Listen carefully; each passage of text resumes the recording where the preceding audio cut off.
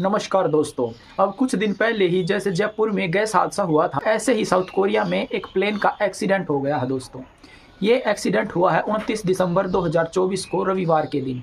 ये बहुत ही खतरनाक एवं दर्दनाक हादसा हुआ है। आओ जानते हैं इस हादसे के बारे में कि ये किस तरह से हुआ है। थाईलैंड की राजधानी बैंकॉक से इस प्लेन ने उड़ान भरी और ये उतरने वाला था साउथ कोरिया के मुआन इंटरनेशनल एयरपोर्ट पर। जैसे यह प्लेन लैंडिंग करने के लिए तैयार हुआ, इसकी टक्कर एक बर्ड के साथ हो गई और बर्ड के साथ टक्कर होने के कारण ही ये हादसा हो गया।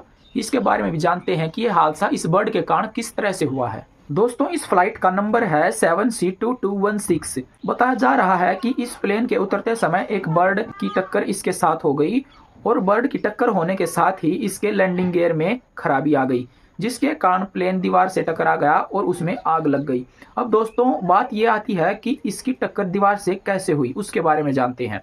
देखिए, जैसे ही इसके साथ बर्ड की टक्कर हुई तो इसके जो गियर बॉक्स है उसमें खराबी आ गई, यानी जो इसके उतरते समय जहाज के पहिए खुलते हैं वो पहिए इसके नहीं खुले, तो ये अपने पेट के बल ही इस रनवे पर चल पड़ा। और ये प्लेन जैसे ही अपने पेट के बल रनवे पर दौड़ा तो इसकी स्पीड ज्यादा होने के कारण आधा रनवे पीछे जा चुका था और जैसे ही आधा रनवे बचा हुआ था तो उसमें न तो ब्रेक लगे और जैसे ही आगे एक दीवार थी उस दीवार में इसकी टक्कर हो गई, जिसके कारण ये बड़ा धमाका हुआ है। और इसका ब्लास्ट इतना भयानक था कि इसमें बैठे लोग 50 फुट तक ऊपर उछले हैं दोस्तों। और इसमें जो आग लगी है उस पर करीबन 50 मिनट में काबू पाया गया है। बताया जा रहा है कि इस प्लेन में सभी को मिलाकर 181 लोग सवार थे, जिनमें से 179 लोगों की तो मौत हो चुकी है दोस्तों मौके पर, और जो 2 लोग बचे हैं उनका इलाज चल रहा है। जो ये 2 लोग बचे हैं, ये लोग आपको मैं सिंपल भाषा में बताऊं तो जहाज की जो पीछे पूंछ होती है, ये उस पूंछ के पास बैठे थे तो इनकी जान इसलिए ही बच पाई। प्लेन में 173 लोग तो साउथ कोरिया के थे दोस्तों, और इस प्लेन में थाईलैंड के तो सिर्फ 2 लोग ही थे। ये प्लेन एक्सीडेंट साउथ कोरिया के मुआन इंटरनेशनल एयरपोर्ट पर हुआ है दोस्तों। इस प्लेन हादसे के बाद दक्षिण कोरिया में 7 दिन के राष्ट्रीय शोक का भी ऐलान किया है। ये हादसा ऐसे समय में हुआ है जब दक्षिण कोरिया अपने राजनीतिक संकट से इतिहास के सबसे बुरे समय से गुजर रहा है दोस्तों।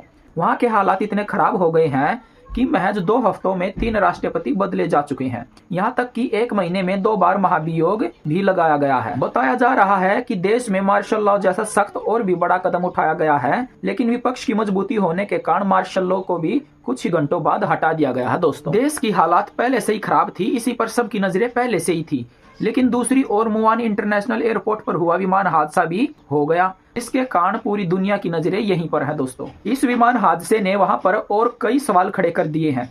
अब सवाल ये उठता है कि विमान काफी बड़ा होता है और पक्षी इतना छोटा होता है, पक्षी के टकराने से इतना बड़ा हादसा किस कारण से हो सकता है। लेकिन कुछ लोगों का कहना यह है कि जब प्लेन को बर्ड हेट का सिग्नल मिल गया था, इसके बावजूद भी लैंडिंग क्यों की गई। इस प्लेन एक्सीडेंट को देखते हुए समझिए कि किस तरह से एक छोटा सा पक्षी इतने बड़े हादसे का कारण बन सकता है दोस्तों। ऐसी दुर्घटनाओं के लिए बर्ड स्ट्राइक, बर्ड हेट जैसे शब्दों का प्रयोग किया जाता है।